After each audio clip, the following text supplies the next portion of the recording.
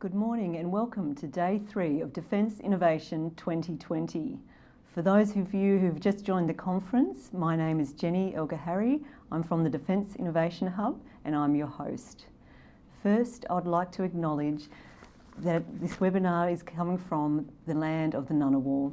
I'd also like to acknowledge the traditional custodians of the various lands from which you join us today and the Aboriginal and Torres Strait Islander people participating in this webinar. Welcome back, those of you who have been participating in this conference so far, and welcome to those just joining us today. Some housekeeping before we start. Please visit the Redback Connect website for updates to our agenda. The virtual networking event with some of our capability managers being held this Friday afternoon is at capacity. However, you can still register for other webinars being held this week. If you would like to express interest in future networking opportunities, please email the Defence Innovation Hub at innovation.hub@defence.gov.au. That's innovation.hub@defence.gov.au. Just a reminder, you can submit questions at any time by clicking the hand icon in the top right-hand corner of your screen. And if you have any technical difficulties, please call 1800 733 416. Thank you. So far this week, we have had a strategic overview of Defence Innovation in Webinar 1. We have learnt about some of our innovation opportunities or pathways into defence in Webinar 2. And today we'll learn about innovation needs in the maritime, land and air domains. This webinar is part 1 of a part 2 series exploring the Defence's innovation priorities and imperatives. The 2020 Defence Strategic Update and Workforce Structure Plan introduced 5 new operational domains: maritime, land, air, space, information and cyber. Copies of these documents are available on the Defence website. As Defence and the Defence Innovation Hub move from the capability streams to these new domains, it's important for industry to gain an understanding of the priorities within these domains, so you are positioned well to propose your ideas and solutions to Defence. Today we'll explore the maritime, land and air domains, and the second part of the series, being held on Friday, will explore the space, information and cyber domains. The format for today's webinar will be 5 presentations followed by a panel discussion, 30 minutes long, when we welcome questions from you, the audience. Our first speaker today is the Chief of Navy, Vice Admiral Michael Noonan. He has had over 36 years of experience in the Navy and is the government's principal naval advisor to raise, train and sustain Australia's naval forces to execute maritime missions in a dynamic region. We'll cross now to a pre-recorded video. I'm Vice Admiral Michael Noonan, Chief of Navy. I'm also the Domain Lead for the Maritime Domain and the Capability Manager for Maritime Assets. Firstly, I would like to acknowledge the traditional custodians of the land on which we meet today. Here in Canberra, it is the Ngunnawal people, and I pay my respects to their elders, past, present and emerging. I would also like to pay my respects to the Aboriginal and Torres Strait Islander men and women who have contributed to the defence of Australia in times of peace and war. Following the release of the Defence Strategic Update and Force Structure Plan 2020 on the 1st of July this year, Defence has shifted from capability streams to capability domains. In part, this is to ensure accurate accountability across the full warfare spectrum is maintained, ensuring that the ADF can achieve its mission to apply military power in order to defend Australia and its national interest. Each domain, maritime, land, air and space, and information cyber, contribute to the joint effect. This joint effect is what the ADF will use to shape Australia's strategic environment, deter actions against Australia's interests, and respond with credible military force when required. No one domain is more important than the other in terms of the collective strength. However, by clearly defining domains, we can shape our priorities based on the strategic environment and threat at any given time. Defence Strategic Update 20 named the Indo-Pacific as our strategic area of concern, being that Australia is an island nation at the strategic fulcrum within that region. The maritime domain is fundamentally critical to our current and future security and prosperity. Our region is amidst the largest strategic realignment since the 1940s. Strategic competition between superpowers, grey zone activities, and military technological competition has increased our risk to sovereign equities and of danger to high-intensity military conflict. No longer can Australia avail the security of our geography. Our maritime domain is the strategic theatre in which we are seeing this realignment taking place. Our government is attuned to this, and as such, the Force Structure Plan 2020 articulates their commitment of $575 billion over the next 10 years. Of that significant investment, the maritime domain is benefiting the most. Undersea combat and surveillance. Surface and above water combat.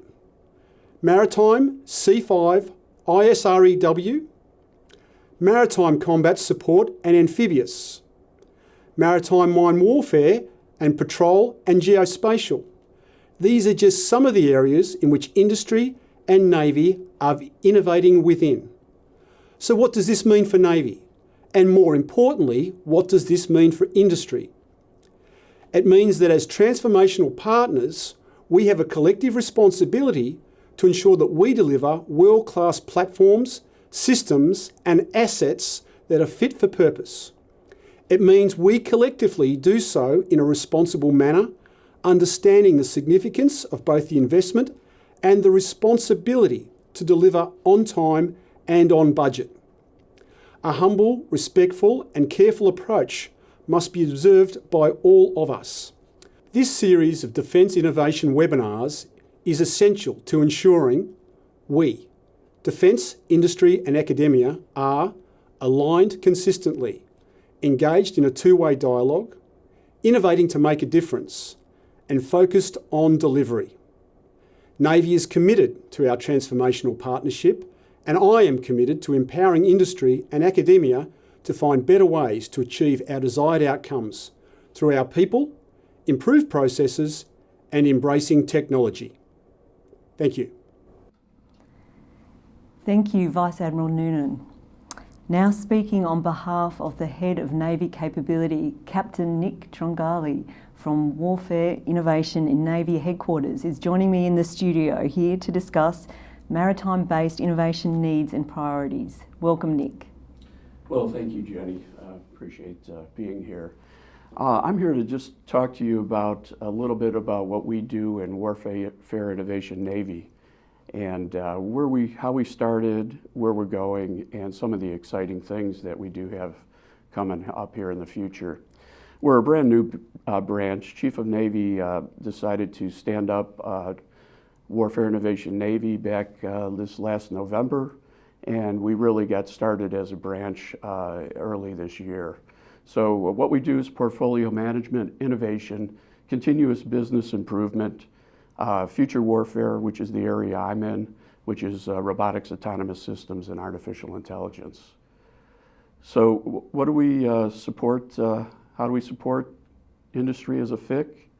Well, we report to the head of Navy capability, who delivers capability for Navy. We align with Navy's industry engagement strategy, Australian Defence Science University Network events and maritime research opportunities, and we support the MUG, the Maritime Environmental Warfare Group. So how does warfare innovation support defense innovation? Well, we conduct autonomous warrior events, and I'll talk a little bit more about that later. We do innovation workshops, shark tanks, hackathons, and clubs and community practice participation. What we do is we seek to enter innovation into Navy and also gain innovation from Navy. Here's some useful references. I won't really go into those, but I want to put them up so you'll have them for further use. So what is Warfare Innovation Navy's business areas? We've got future warfare, remote and autonomous systems, artificial intelligence, ICT innovation and enterprise AI, innovation support, and portfolio management. What I'd like to point out, and some of you are probably familiar with it, is Chief of Navy released in October Navy's RAS AI strategy for the next 20 years. It seeks to align and prioritize RAS and AI across Navy and Defense, describes operational employment of RAS, and integrates RAS and an increased capability of key Navy differential advantage over adversaries. A little bit of what we do with the strategy. What we did is we took Chief of Navy's principles, Thinking Navy, Fighting Navy, and Australian Navy, and go through 4 lines of effort: people, discover, develop, and deliver, to seek to have a force protection, projection potential, partnered force, and Australian sovereign control. And that's what we're looking for over the next 20 years. Some of you may remember Navy's Autonomous Warrior 18, which was a large event held at Jarvis Bay. It was determined that we really need more autonomous warriors. So what we're doing now is we're having 4 autonomous warrior events per year and line them up with exercises as we can. We just held one at HMAS Morton last month, and I'll cover a little bit more about that. And that was our crawl event, getting going again. Next year we're going to do the first quarter will be our walk, and then the second quarter will be our run. But that's what it looks like, how we're going to take a look at that. We're going to line up that last one with Talisman Sabre, and then as we get these major events, we'll be lining Autonomous Warrior with that. Let me just talk to you a little bit about the Autonomous Warrior we just held in Brisbane. It was our crawl event. We had 6 industry partners demonstrate technology and systems and kits, and it was a humanitarian disaster relief scenario. So if we can, I'd like to just show you what that looked like. Can we please play the video?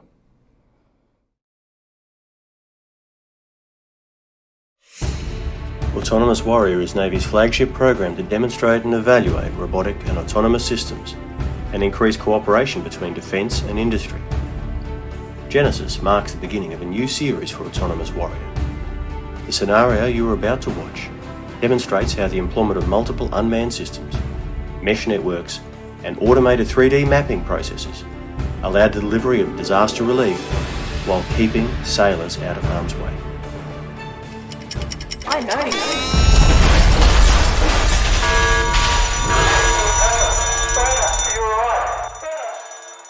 Can I ask that we get somebody over there covertly to have a look at what's going on and see where they can assist the site manager? Eagle Base 1, over. Dispatch available unit to investigate position Golf 5. 5 survivors spotted in that position, over.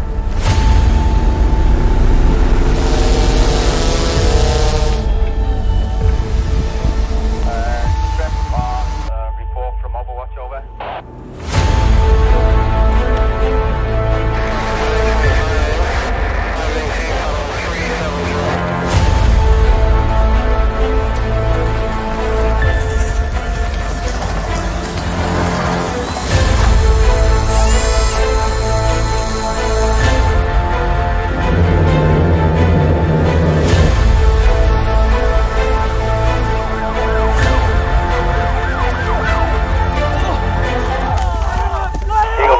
Eagle Base 1, over.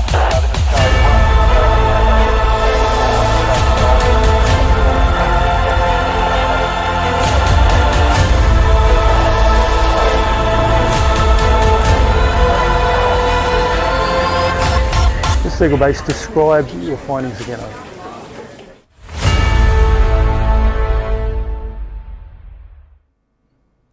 Well, I hope you enjoyed that short video, but that gives you an idea what we will do with scenarios for future autonomous warriors. What we are interested in is demonstrating technologies and capabilities that will enhance our warfighting capability, particularly in the RAS and AI space. And we're always interested in hearing from industry and academia and how you could play in that with us. So I also want to just go into centers of innovation. We have two main ones, east and west, and then we have numerous others taking place on board ships and in smaller locations.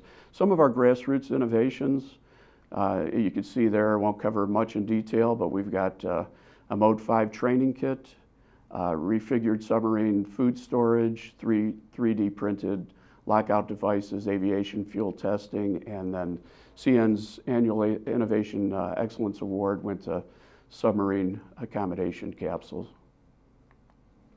I do encourage you, please do contact us. There's a phone number up there. If anything RAS or combat AI related, I'm happy to take emails and or phone calls and direct you to the right people in our team that can help enhance this partnership with industry and academia. Thank you very much for the time. Thank you, Nick. Our third speaker today is the Head of Land Capability, Major General Simon Stewart. Simon has had over 30 years' experience in Army across a range of leadership, operations, training and program management assignments, both in Australia and overseas. He commenced the role of Head of Land Capability in January this year. Simon is in the studio with me. Good morning. Good morning, Jenny. Thanks very much to you and to all of our partners in the Defence Innovation Hub, and especially to all of you that are joining us from industry and academia today.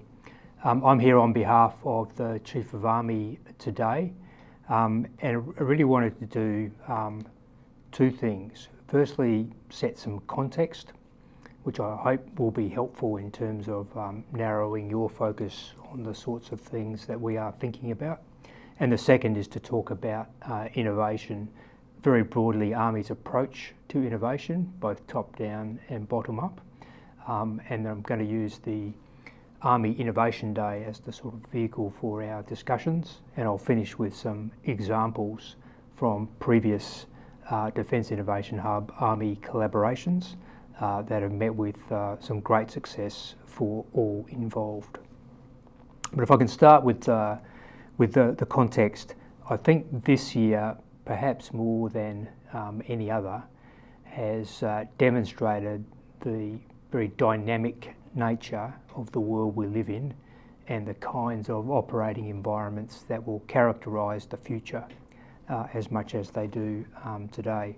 I also think that it has provided some really good opportunities and examples for closer collaboration between academia, industry and defence, and indeed government. And I think that's important because we've developed some skills and some muscle memory that we're going to need to meet the challenges of that future operating environment. I'm sure you are all familiar with the government's Defence Strategic Update, which describes quite well the sort of environment that we are in today and what the trends are that will shape the operating environment in the future.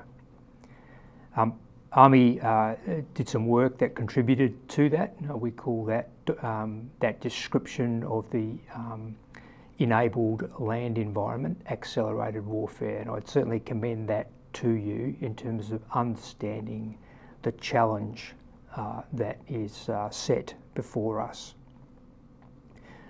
Essentially, your Army needs to be able to do more things in more places more of the time.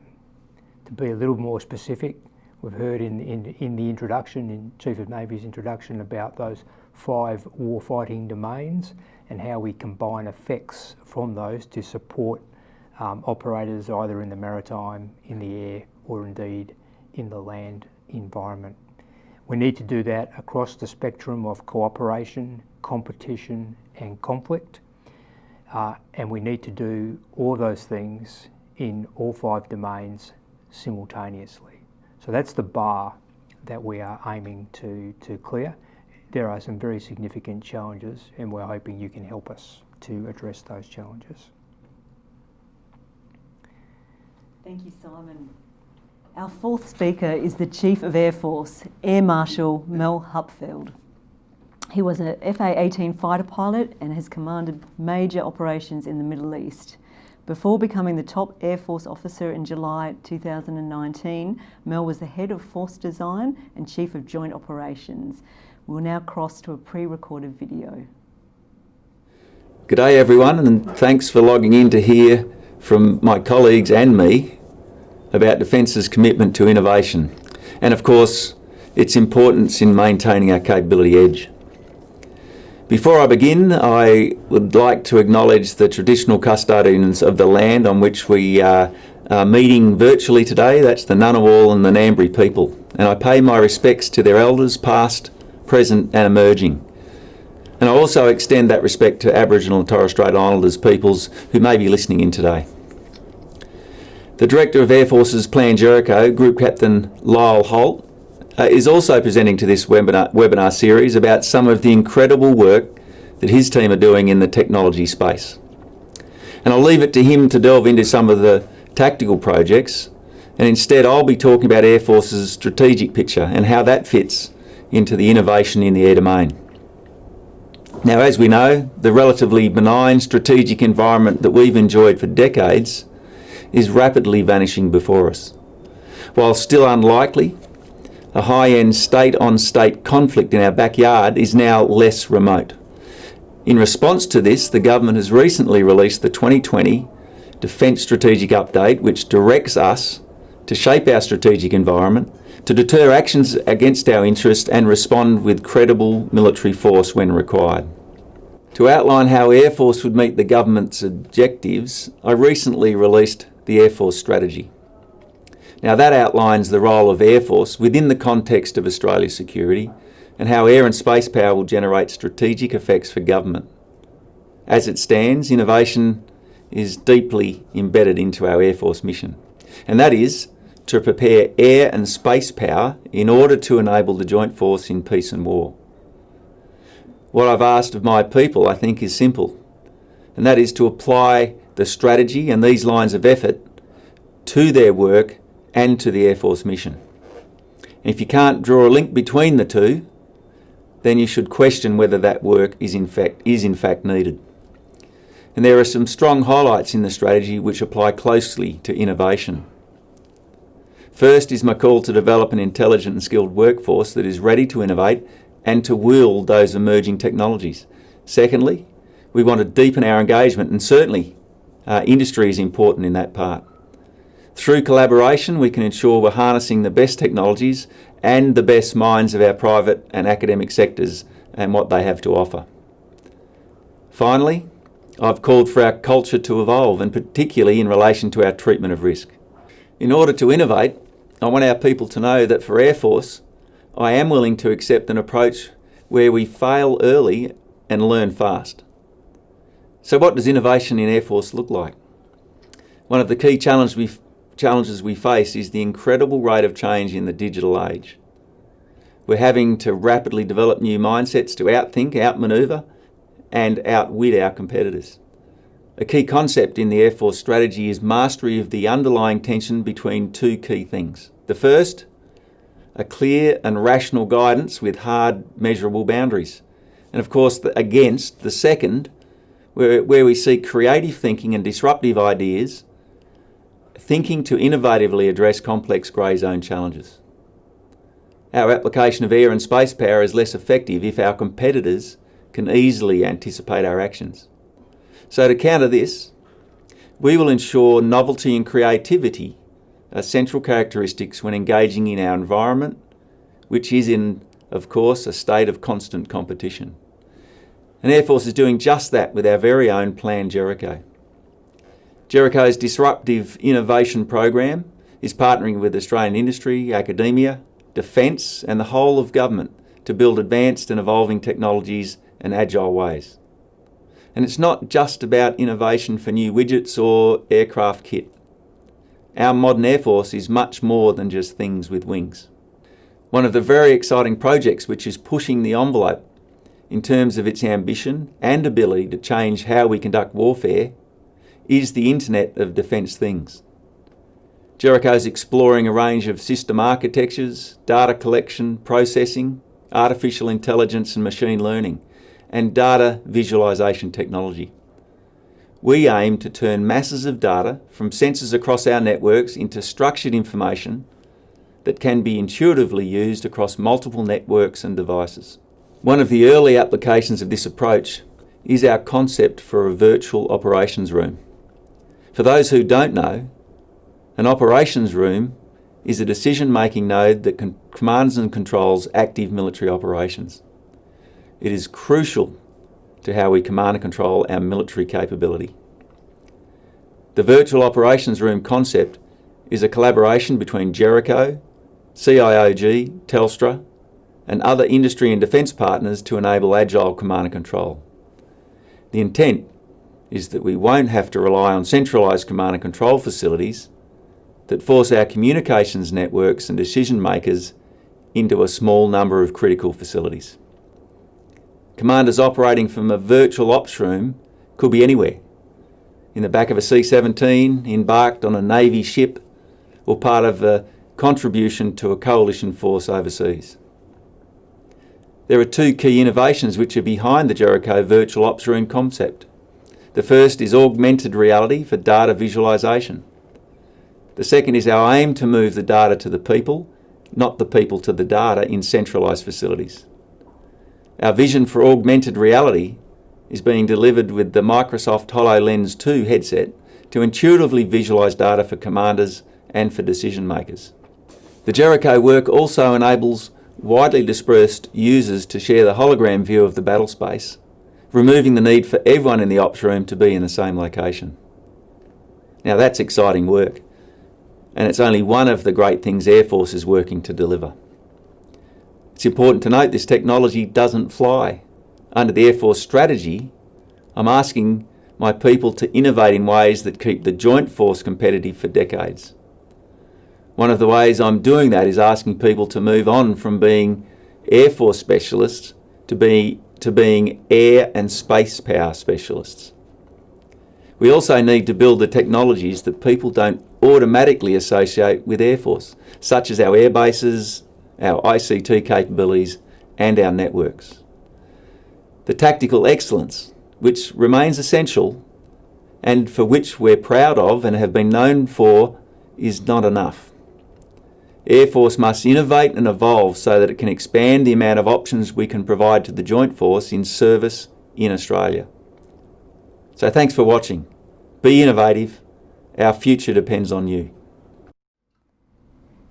Thank you, Air Marshal Mel Hupfeld. Mel referred to the Air Force strategy, which is available on the Defence website. Mel also introduced our last speaker, Group Captain Lyle Holt, who is the current Director of Plan Jericho. He'll be moving in January to a new opportunity, a new role with the United Nations Command in Tokyo. However, he is joining me today in the studio to discuss the air domain's innovation needs and priorities. Welcome, Lyle. Thanks, Jenny, and thanks to the Chief for that introduction of Jericho Disruptive Innovation. I'm going to take you through today a quick description of how Plan Jericho Disruptive Innovation works and really build on some of the examples that the Chief has just mentioned. Fundamentally, Jericho's Disruptive Innovation Program is looking to harness the power of our people. We recognise that inside of any organisation, statistically about 15% of your people will be either innovators or early adopters. For our size Air Force, that equates to about 3,000 people.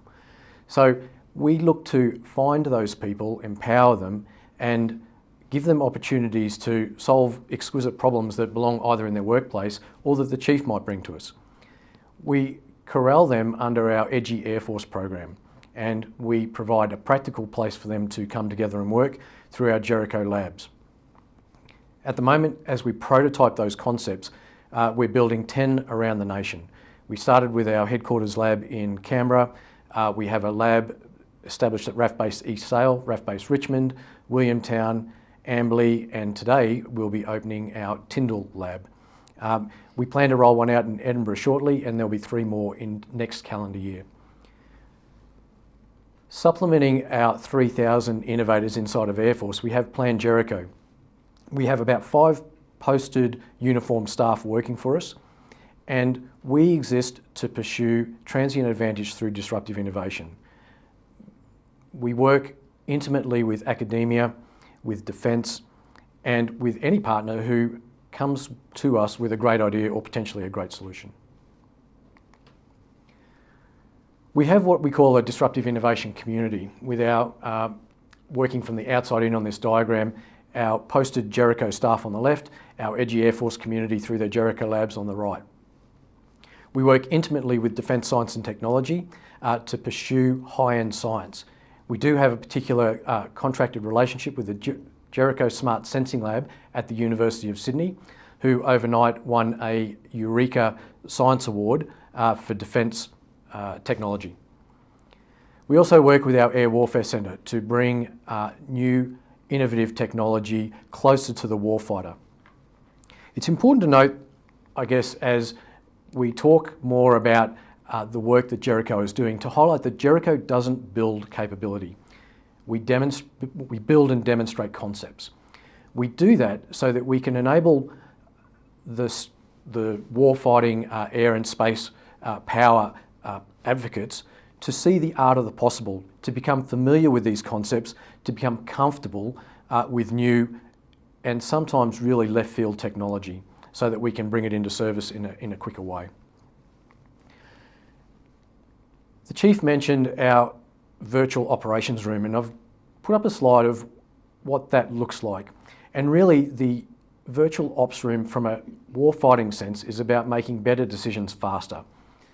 These are photos that we've taken using our HoloLens system in the back of a Hercules, where we have the top left an avatar looking over a Google Earth scene of RAF Base Williamtown. What you can't really make out in this slide is the fact that we've overlaid some UAS detection data. We have a nationwide network at all of our air bases and some civilian fields that enables us to detect UAS that are operating in the environs. That allows us to make a range of flight safety decisions critical to our operations. Next to our virtual operations room in the back of a C-130 is a young lady whose name is Amy. She's an avatar chatbot that we've built in Jericho to demonstrate how we can use that sort of technology to interact differently with the information that we need through natural language processing. We've just about to enter into a further follow-on contract for that capability to deepen her knowledge and to broaden our utility of her, so that eventually we can use someone like Amy to interact with our sensor data anywhere in the world. In the middle, we have a depiction of our next generation counter-UAS laser capability. After the Gatwick incident where UAS shut down that runway for the UK for a period of time, we in Jericho were tasked to look at new ways of potentially providing that sort of a deterrent to that sort of impact.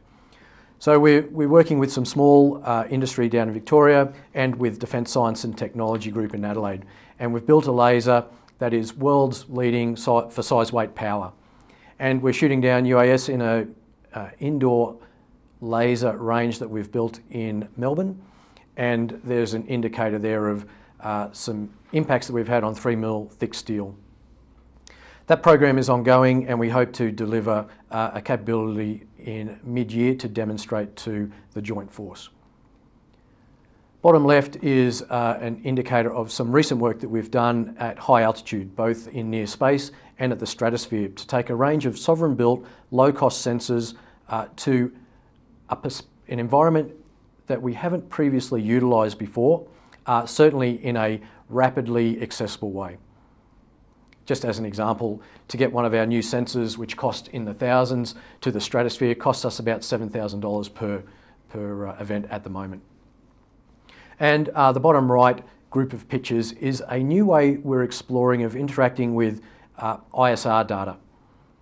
So do I need to send out a range of exquisite cameras on a fixed number of exquisite platforms to get the information that we need to the Joint Force so that we can conduct our operations. We are exploring edge processing on a range of small sensors that enables us to effectively populate an area of interest with thousands of sensors, from high in the stratosphere down to subsurface, that relies on effectively just looking for something that we've asked it to look for, whether it be a very simple example. Tell me when you see a red car. Tell me when you see a Qantas 737. And we might give these individual sensors with their edge processors thousands of requests through AMI. And they'll sit there, and as they see their various tasks trigger their sensors, they send back to the system an indicator that that's what they've seen. And you can imagine when we have hundreds or thousands of those sensors in an area, we start to get a very rich picture of what's out in that environment that interests us. And eventually, in due course, someone like Amy, who is acting as our digital chief of staff for every operator in the organisation, is coming back to them. The example I like to use is if I'm an operator supporting a P8 anywhere in the globe. If I ask Amy to tell me when she detects a fast jet within 300 kilometres of that supported aircraft, over a period of time, Amy would have sent out that task to all of our sensors in the area, and as the picture starts building up, Amy, as a good chief of staff, will come back to me and say, we've detected what we think is a fast jet within 300 kilometres, so that's the what. It is travelling east, but with all of our sensors in that area, I haven't detected, for example, an air-to-air refueler in the vicinity for 6 weeks. That's the so what. And the now what is that Amy may recommend that we track our supported aircraft east for 30 minutes so that we give the fast jet a fuel problem. That's one way of how we're looking at conducting warfare into the future. Multiple sensors all contributing to the joint fight in a faster way. I've used a very warfighting focused example there, but you can imagine that I intend to employ this capability or demonstrate this capability across all aspects of military operations, including administration. Why shouldn't one of our pay clerks have the ability to access policy or previous decisions using AMI as well? I talked about our edgy Air Force community. Here's a very brief example of some of the things that they're contributing, and it's not low-end stuff. Top left, we have a brand new flight lieutenant who's developed an unexploded ordnance detector for air weapons ranges. And he's done that in conjunction with a leading aircraftsman colleague, with the Australian National University and Jericho. And he's recently proved the ability to detect bombs impacting a range to within about 6 metres circular error of probability, and unexploded bombs to about 12 metres circular error of probability. Our current systems can detect exploding bombs to within about 50 metres circular error of probability, and they really don't detect unexploded bombs at all because they work off of a camera system.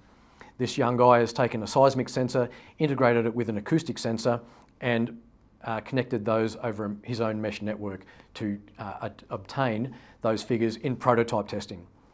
And we look to take that product as one of our first products to market later this year, using our DST counterparts and their translation service, so that when we recommend this capability to the Air Force Capability Committee, we know that there will be a product to purchase at the end of the day that will be sustainable and available to the world. And just one example, other example with that one product, we've also just discovered a spin-off potential for that seismic sensor technology in the air-based protection market. So that once we develop and send to market or commercialise the bomb detection, we will further build that out to start protecting our air bases. Top middle, very quickly, is a example of a multispectral sensor that one of our corporal reservists has built, and those images were taken on a high altitude balloon in the stratosphere about 3 weeks ago, so that we can help that member turn his multispectral sensor into a hyperspectral sensor at very low cost. To the right is an example of some work that we've done with Army more recently, sponsoring a staff cadet from Duntroon to build a hazardous vapour detector, so that he can save a human having to do the last 50 metres dressed in a bomb suit to walk into a dangerous situation. He recently demonstrated that at Majura Range to a range of senior Army officers, at prototype to demonstrate how that sensor works to great success. Bottom left is an example of where we've worked with Navy, and we were thrown a task by Air Force headquarters to determine how we could enhance the search and rescue capability of a C-27J. And I guess the traditional model would have been for a desk officer to take that problem, go to a prime contractor to say, here's my problem, how can I solve that? And the answer may have been along the lines of, give me $20 million, give me 5 years and I'll integrate a Lightning pod onto that aircraft. And they may have done it. What we did was we knew that this member, this lieutenant, had developed in his own time an algorithm to detect Army camouflage in a range of environments. We asked him to tweak that algorithm to find commercial life jackets and life rafts in the ocean. We gave him 2 weeks. He did it in 2 nights at home. We got him flying on a C-27J, connected his algorithm with a laptop to some GoPros, and we demonstrated after 2 flights that that system was detecting accurately those targets to within to a 70% success rate. The aircrew on that mission were detecting to about a 50% success rate. I don't need to integrate this to any aircraft or any platform. That costs arguably about $1,000 if I buy a laptop and buy a GoPro. I can turn any aircraft into an enhanced search and rescue platform for less than $1,000. I don't need to go through airworthiness. I don't need to integrate. I can take that and put it on the wing of any, bridge wing of any warship and enhance the capability of its lookouts in the middle of the night. I can put it onto any land platform, tweak the algorithm and look for land relevant targets. I could take the algorithm arguably and tweak it to find fish shoals, schools of fish in the ocean. I can provide this system to a South Pacific country and enhance the effectiveness and efficiency of their fishing program, for example. This is a potential of taking an idea and thinking about solving it a different way. Bottom middle, a Steyr training round. One of our warrant officers in East Sale has developed a means of enhancing the effectiveness of basic training on a Steyr rifle. And on the right, it's an example of how a pilot waiting for follow-on operational training with COVID, who has just finished their PC-21 training, was sick of learning how to fly a 5th generation training aircraft with training aids developed in the 1930s. So he came to Jericho. We've sponsored him with an iOS developing license and an Android developing license, and he's effectively turning that 1st gen flying training aid into a 5th gen training aid for our future pilots. So that's, I guess, a quick indicator of where Jericho is looking. Like Navy, through our EDGI program, we're running hackathons and various challenges. We look to work with truly disruptive, innovative companies who want to play in the space that I've just described. Thank you. Thank you, Lowell. Thank you to all of our speakers. Major General Simon Stewart, Captain Nick Tringali and Group Captain Lowell Holt will now join me in a panel discussion, and we welcome questions from you, the audience. To start off, panel members, I think it would be useful to understand why innovation is important to your capability domain. Simon, could we start off with some comments from you? Sure, Jenny. So I spoke in my opening remarks about the challenge, which is to do more things in more places more of the time across the 5 domains and across the spectrum of cooperation, competition and conflict. That's a really high challenge. We're a really modest-sized defence force and certainly a modest-sized army. So it's about using innovation to ensure that we can create an effect and a scale beyond our relative size. And really it's focused on being successful and ensuring mission success and taking care of our people in that very challenging environment. So our approach to innovation is think big, start small and move fast. And any comments in terms of Navy and Air Force? Lowell, would you like to go for Air Force in terms of, I guess, the impact innovation has? Sure. I think it's the impact we wanted to have. So if I put a 4th industrial revolution lens on what we're looking at, and I go back to my depiction of, and the Chief's description of the Internet of Defence Things, we are already operating at capacity with our people with the data that we already collect. We're talking in the not too distant future of orders of magnitude increase in that data. We need to be smarter about how we collect that data, how we transmit that data so we don't max out our networks, and make a decision with that data at the speed of relevance. That's what we're after, that's what we're trying to develop with the Internet of Defence things. If we don't do that, we will not succeed in the fourth industrial revolution. Nick, would you like to add anything? Yeah, sure. Thank you, Jenny. From Navy's perspective, we've got some things that we would like to solve, and how we would do that is through innovation. Say, for example, how are we going to launch and recover robots on the surface and underwater? Mm-hmm. How are we going to navigate in a GPS-denied environment? All these things that we need to solve before we progress our strategy out for 20 years. And that's what we're looking for from innovation.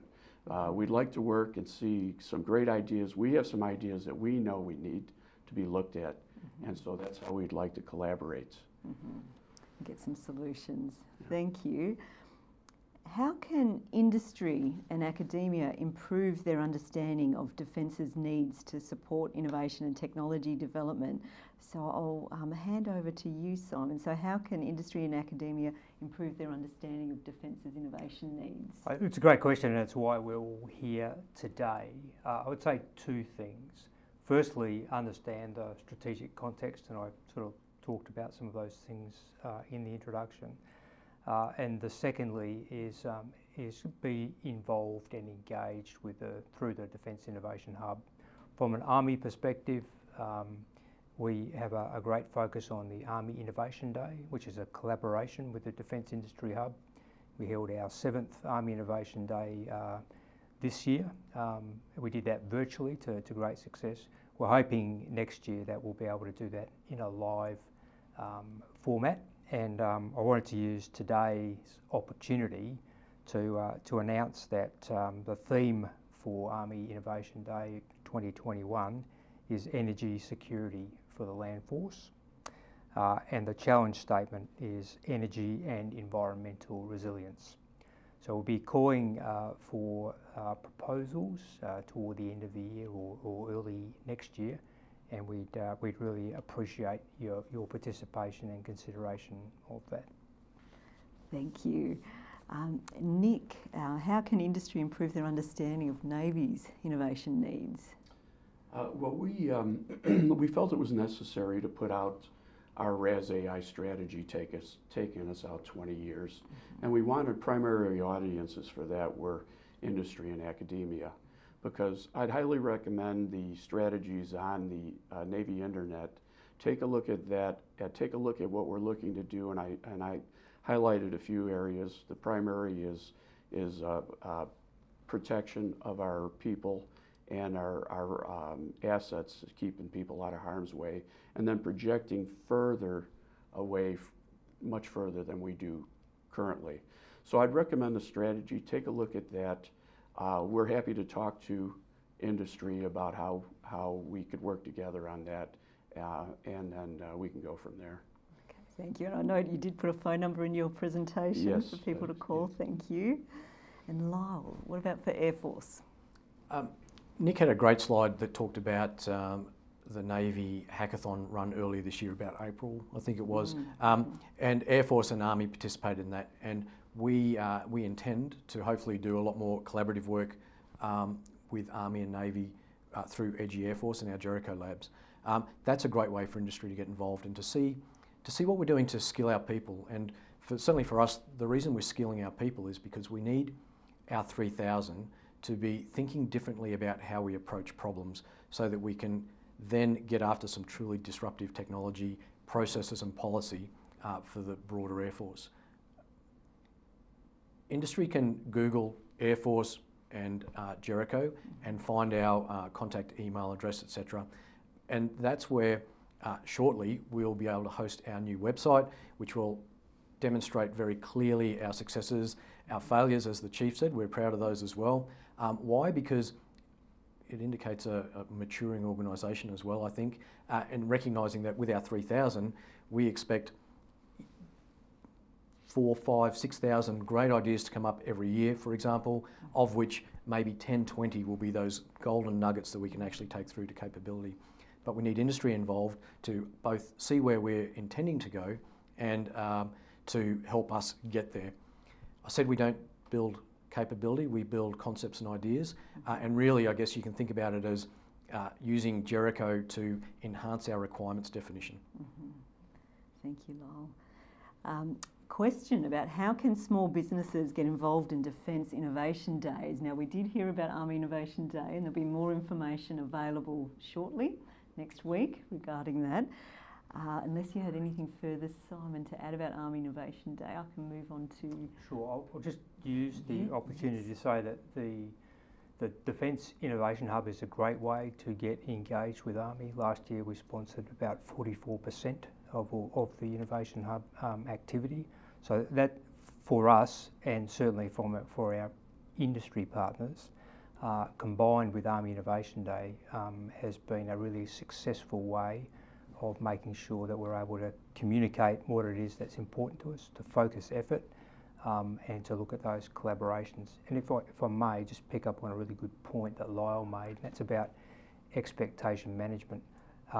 We would expect that the very nature of innovation means that we'll come up with many good ideas, but not all of them will get us through to a contract and a full rate production.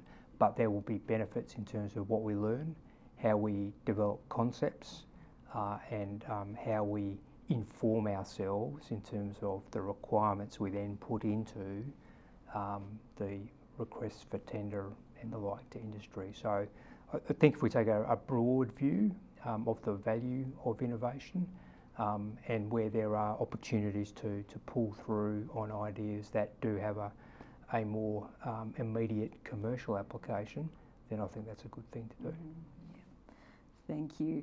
And just picking up that point about submitting proposals to the Defence Innovation Hub, you can also speak with the Centre for Defence Industry Capability, and that's one way of learning about Defence's needs as well, and submit the proposals in through the hub, and then we can, I guess, socialise the ideas with the capability managers.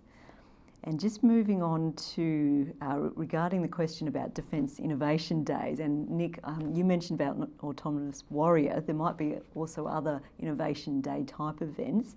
Would you be able to add anything sort of further as to how companies, how industry and academia can become involved in those sort of events? Well, yes.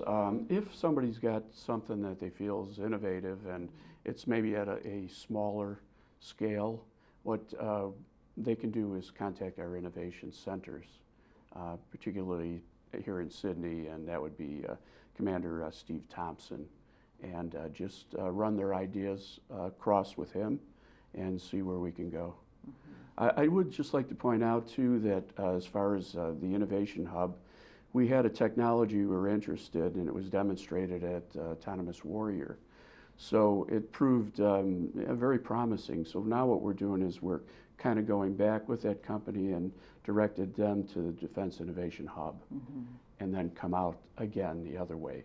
So there are multiple ways we could try to progress innovation. Yes. Thank you, Lowell. What about Air Force? There's probably a couple of ways to interact with us and then be able to plug into the Defence Innovation Hub. I'll give a couple of quick examples. Some work we did with, we picked up some work that had been started with Defence Science Technology and Western Sydney University on a neuromorphic sensor.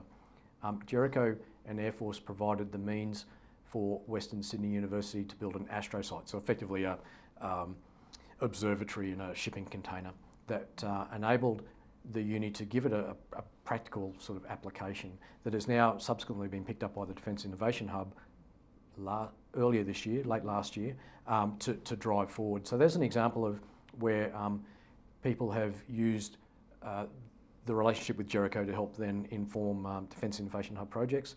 And our process is designed that as we take ideas forward and we work with various partners to do that, if we can get a technology, prove it as successful at a low TRL, that's where we're likely to make a recommendation to our Air Force Capability Committee that this is perhaps a project that Air Force might want to sponsor through really low research level into DST or slightly higher TRL into the Defence Innovation Hub for further development. It would be very, I don't expect that most of our products or our lines of effort will proceed up to very high TRL straight into service. So yeah, we're always looking at how we can put these capabilities forward, if they succeed, into the Innovation Hub. And do you run any events, or are there any annual sort of days that are run out of either Air Force or Plan Jericho? We're running all the time. We haven't yet held our first public event, but we intend to do that next calendar year. Okay, excellent. And while we have you, another question is, what is the most direct way to enter into a conversation with Plan Jericho? So what's the direct way to contact? I guess a telephone. So on the first slide and on the current slide is my email address. If you Google Air Force Jericho, you will also get a group email address, and that's probably the best way. And then we'll look at your request and put it to the right person inside of our team. I should have mentioned that we use an Internet of Defence Things lens more broadly, but inside of that we work through three main lines of effort, one being combat cloud, the other being advanced sensors, and the third one being future of work, which wraps up autonomous processing and human-machine augmentation. Excellent, thank you for that. I have a question regarding the complexities of implementing new technology into defence, which is not a new challenge, shall we say. How do you ensure disruptive technology can be incorporated into your network within a reasonable time frame? Simon, how would you like to start off with this question? So, considering the complexities of implementing new technology into defence, how do you ensure disruptive technology can be incorporated within a reasonable time frame? Yeah, look, it's a great question, and that comes to the heart of the challenge that we all face and why we are all so invested in building our capacity for innovation. So obviously we need to be extremely diligent because we are spending taxpayers' money. So quite different to innovating in industry, but we still need to bring those ideas and to be able to do the best we can with what we have where we are. So I think things like the CDIC, the Defence Innovation Hub, the ground-up innovations we're doing in all three services through makerspace innovation and experimentation groups, Edgy Air Force, Jericho Labs and the like, are the ways in which we will be able to mainstream those good ideas. We've had a really successful journey with a local company here in Canberra called Penten, who's doing some digital decoy work for us. Absolutely world class, addressing a current problem. And as we iterate from those kind of low TRLs through to prototypes, concept demonstrators, prototypes and the like, that then positions those capabilities and those technologies against the requirements in our major capital program. So I think that's the way to do it. Could we be better at it? Absolutely. Do we need your help with it? Absolutely. Thank you, Simon. Navy, Nick. Well, Jenny, that's the whole purpose of why the branch was stood up, Navy Innovation Warfare, because we take those ideas, and Lyle had a really good point, and I want to emphasize it, that to fail is okay. But we're able to then progress things, ideas that maybe we couldn't do. We're not part of a project. We orchestrate across all Navy capability projects. But what we do is we will take an idea and we will look at the projects and say, well, that might be good for this one, or how about this other one? So that's really what we do. We take those ideas and we see how we could fit it into Navy capability. So. Excellent. And ensuring, I guess, that it's done within a reasonable time frame, and ensuring that you're aware of the complexities of what you're integrating to, I guess it's sort of part of the process. It's not a unique challenge, but But it's good that we're focusing, we've got areas set up now to look into this. Lyle, any comments from Air Force? It's reasonable. It's a great sort of great word to use here. I mean, it's hard. We work on the principle with Jericho that Air Force needs to be a stable organisation to deliver the Chief's directed capabilities, and it needs to maintain that stability. So we are lucky in Air Force that we have Jericho operating in a very agile space, so we can do a bunch of crazy stuff that doesn't affect the stability of the organisation, and we can demonstrate concepts that prove worthy to then be taken in as a new project. So our recommendations to our capability committees would include, this technology is recommended to become an exemplar, for example, for Joint Project 9111, Air 3503, Air 6500, our Integrated Air and Missile Defence, Joint Command and Control, and Distributed Ground System Oz, as an example. So we poll the market and think that this technology is going to be useful here, here, here, and here, and we make that recommendation. And so it almost then becomes no different to any other new technology coming in. It's just that we've been able to prove that it's got potential, and it's not just a crazy idea sitting out there. The other thing we do is, I'm a firm believer in demystifying some of these new technologies. The moment a lot of people start talking about AI in a range of different fora, people's minds tend to go straight to Skynet, UAVs gone mad, firing missiles randomly, spying into people's homes as they fly over cities, all unbound by human interaction. When in actual fact, clearly that's not true. It certainly doesn't have to be true. And so we build Jericho Labs, and we are working with the Joint Capability Group through their Defence Technology Acceleration Collaboration Space at F7 Fairburn, specifically to have, I use the term, it's like an Apple Store setup, where operators can come, senior leaders can come and look at these new technologies in their prototype stage and become comfortable with the concepts, familiar with its use, and most importantly, experience its benefits.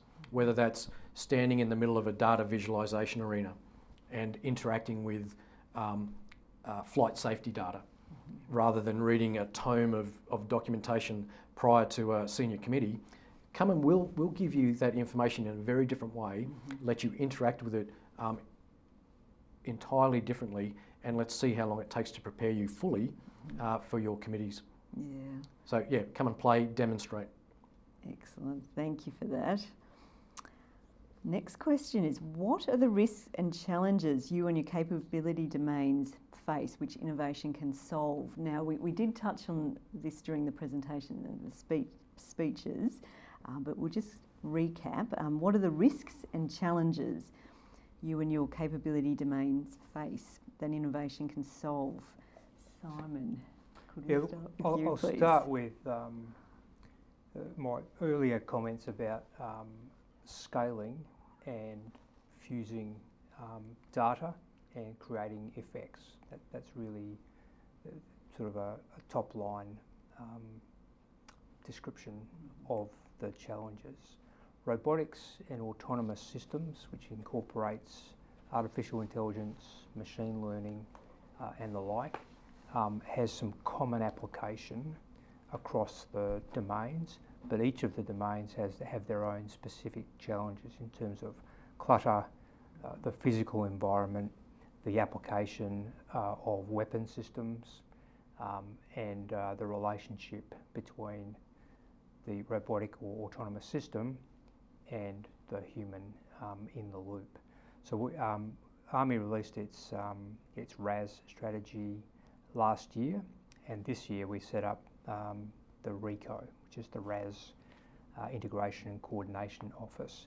And that is to coalesce and coordinate our thinking, our engagement with industry and academia in order to more clearly define those risks and, more importantly, to define the opportunities that there are. So it's really a crawl, walk, run. We know that these technologies will shape our future. we don't know exactly how they will do it. We've got some ideas about where we might be able to apply it and how it might be useful, but it really is a program of learning and discovery to get us there. And anyone who's obviously familiar with the AFSP will note that there is a significant investment late in the decade for robotics and autonomous systems. So when we get there, we want to be an informed customer. We want to know how we can use those systems to best advantage, how we can scale, and what it is that are the sort of the things that we definitely have to have a human in the loop on, what we need to have a human on the loop in, and where we can employ things autonomously.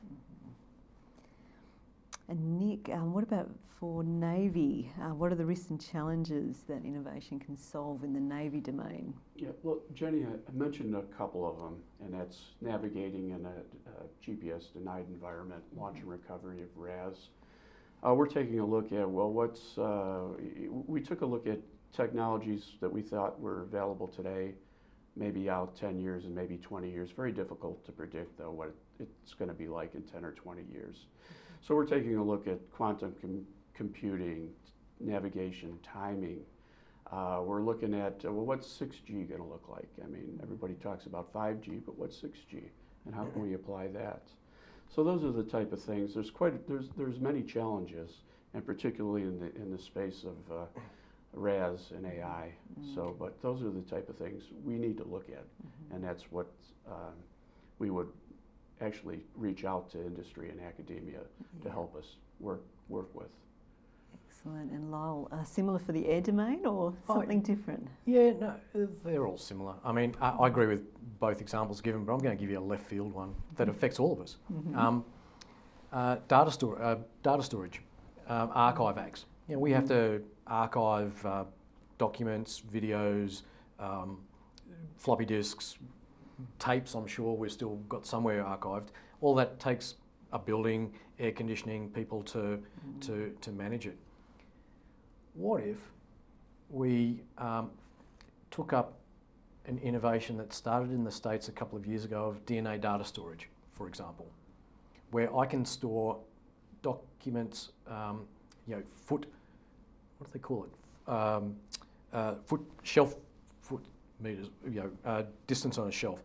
And I turned that, digitised it, and encoded it onto a strand of DNA.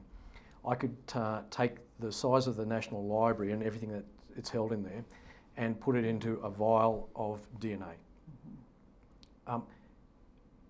Something really simple, something we don't really think about a lot, but all of a sudden I can put inside of a filing cabinet what we currently have in a range of buildings, so I save a bunch of estate costs that would be money that we can use to improve the rest of our warfighting estate, for example, improve the energy security of Army, build fuel storage around the country by looking at the problem a slightly different way. That's being done at one university in Baltimore, I think, and one in Washington State.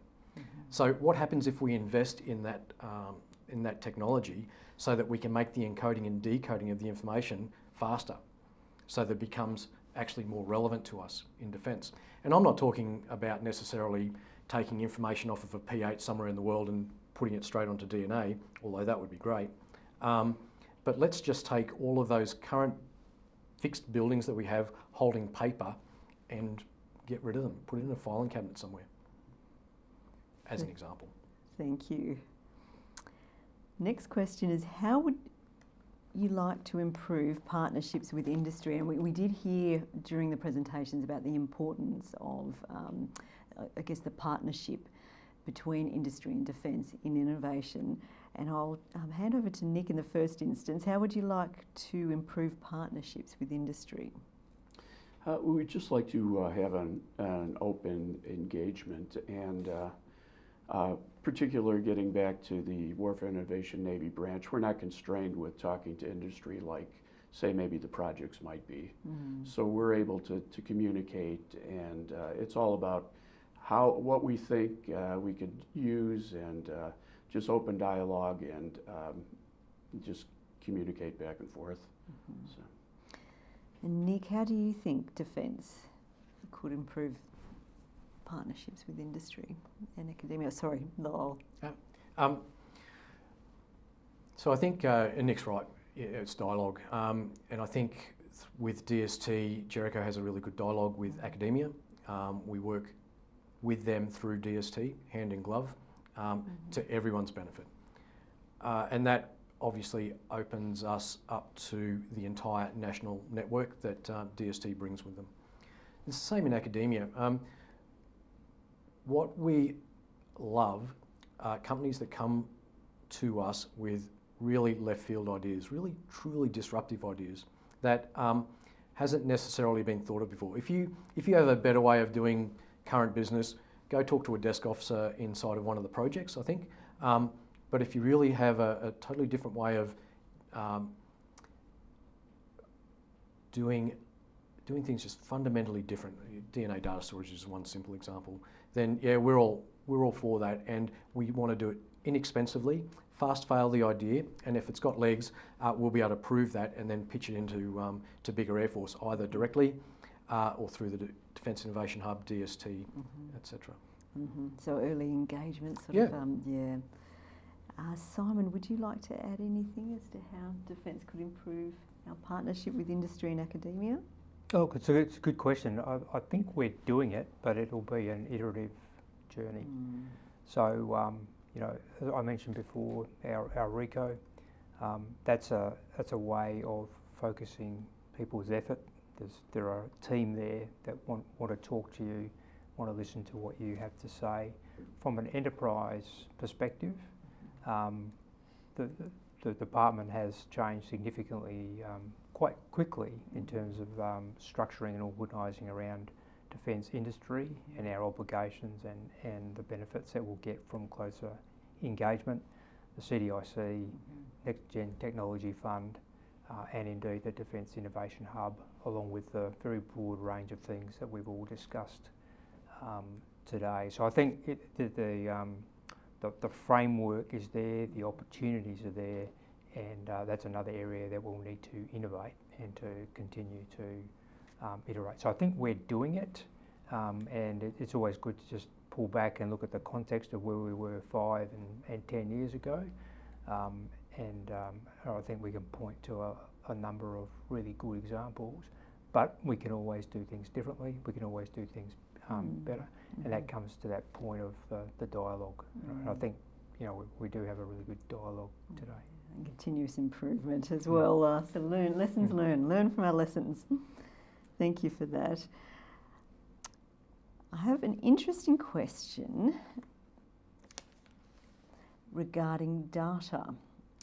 It is safe to say that ADF is transitioning to data-centric organisation that uses data at speed and scale for operational advantage and increased efficiency. If this is correct, is the ADF developing a data strategy to complement this? I'll open it up to the panel if anyone would like to jump in. So is Defence developing a data strategy? The short answer is yes. I think as an organisation we've realised the importance of data and its value, and the challenge that is associated with taking from that data what you need to inform understanding and therefore decisions. So in the same way as we have a Chief Information Officer, Chief Technology Officer, a Chief Data Officer, I think is probably the evolution that we'll get to next. And then of course we've got some enterprise level endeavours like enterprise information management, enterprise resource planning, which seek to leverage in an organised way the use of data.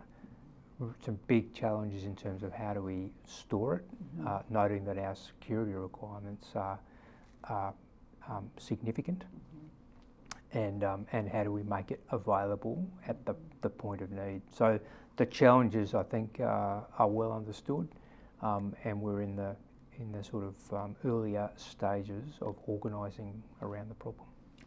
Thank you, Simon. I have a fun question. How is technology changing the way future conflicts will be fought? Let's start off with the air domain. Things with wings, I think. Be fast. Air Marshal Hartfield said. Yeah. It'll be fast. Yeah. And sorry, just coming back to that last question, you're aware the Minister of Defence Industry yesterday announced a $10 million project on data through the Defence Innovation Hub run by the Defence AI Centre, so Yes. Joint Capability Group.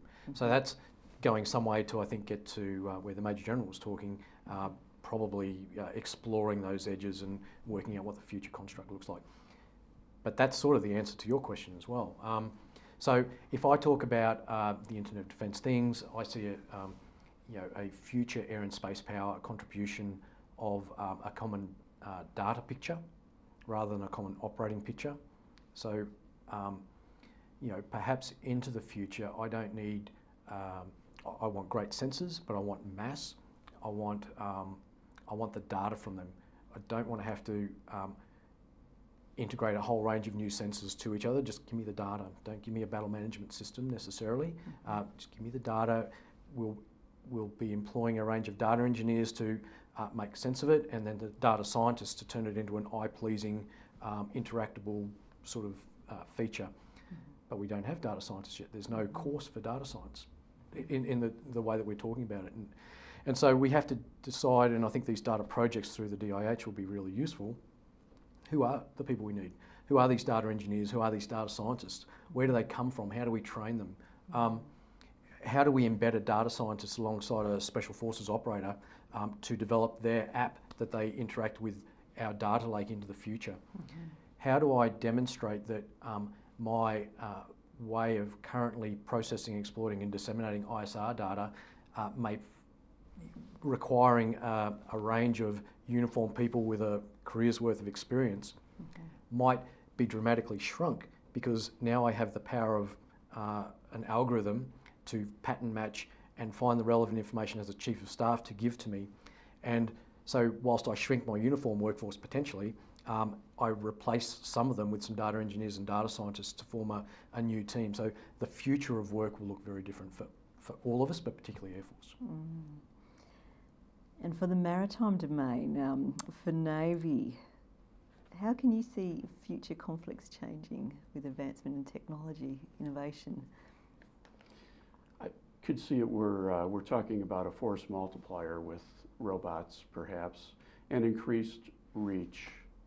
So I would think that possibly what we'd see is, the ranges of our reach being much further than they are now. Simon, would you like to add anything? Yeah, look, it's a really good question, and one that occupies a lot of our time. I'd start with a quote from US science fiction writer William Ford Gibson, who said, "The future is here now, it's just unevenly distributed." And I'd also say that we, as a species, are absolutely terrible at predicting the future, because we tend to extrapolate on today and the past. But what we can identify and have identified are what are the trends or the meta trends that will shape the future environment, and make sure that we are agile of mind and in our thinking and in the way that we are building the force of the future. And we can see the beginnings of that today. So in a land context, I refer to accelerated warfare as that descriptor of the environment. It is absolutely going to be faster, it's going to be more lethal, it's going to be more simultaneous, and we need to combine effects at the point of need much more quickly in order to be successful at our missions. So the so what's in the land domain, in terms of our design principles and that we're getting after, is connected, protected, lethal and enabled. So those are the sort of four kind of ways in which we need to respond to the environment. How we do that is obviously the key question, and we need to be agile, because the whole idea behind accelerated warfare is that things will change, and those trends will combine in ways that we haven't expected.